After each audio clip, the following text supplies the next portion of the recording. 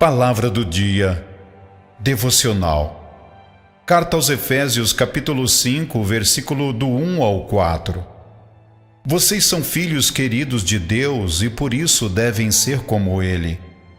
Que a vida de vocês seja dominada pelo amor, assim como Cristo nos amou e deu a sua vida por nós, como uma oferta de perfume agradável e como um sacrifício que agrada a Deus. Vocês fazem parte do povo de Deus. Portanto, qualquer tipo de imoralidade sexual, indecência ou cobiça não pode ser nem mesmo assunto de conversa entre vocês. Não usem palavras indecentes, não digam coisas tolas ou sujas, pois isso não convém de vocês. Pelo contrário, digam palavras de gratidão a Deus. No versículo 5 desse texto, o apóstolo Paulo sabia, bem como os efésios, que com certeza absoluta que todos os indivíduos, quer dentro da igreja, quer fora dela, sendo imorais, impuros ou avarentos, e amando as coisas do mundo mais do que a Deus, estavam fora do reino de Cristo. Os profetas do Antigo Testamento assim ensinaram com forte convicção. Meditemos no que Jeremias disse no capítulo 8, versículo 7.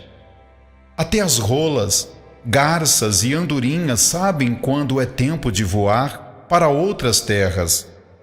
As cegonhas sabem quando é tempo de voltar. Mas você, meu povo, não seguem as leis que eu lhe dei. Observemos o que diz também Jeremias no capítulo 23 e o versículo 17. Eles continuam dizendo aos que desprezam a minha mensagem: tu irá bem. E dizem aos teimosos: a desgraça não cairá sobre vocês. Ezequiel também, no capítulo 13, versículo 10, nos deixa a seguinte informação: os profetas enganam o meu povo. Dizem que tudo vai bem, quando tudo vai mal. O meu povo construiu uma parede de tijolos soltos e os profetas vieram e a rebocaram. Os apóstolos e a igreja do Novo Testamento também anunciaram isso. Primeira carta aos Coríntios, capítulo 6, versículo do 9 ao 11.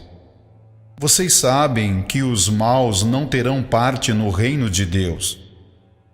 Nem se enganem, pois os imorais, os que adoram ídolos, os adúlteros, os homossexuais, os ladrões, os avarentos, os bêbados, os caluniadores e os assaltantes não terão parte no reino de Deus.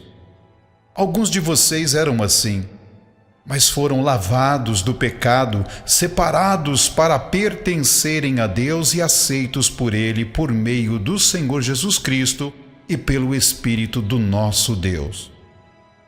Carta aos Gálatas, capítulo 5, versículo 21, apóstolo Paulo escreve isto: as invejas, as bebedeiras, as farras e outras coisas parecidas com essas, repito o que já disse, os que fazem essas coisas não receberão o reino de Deus.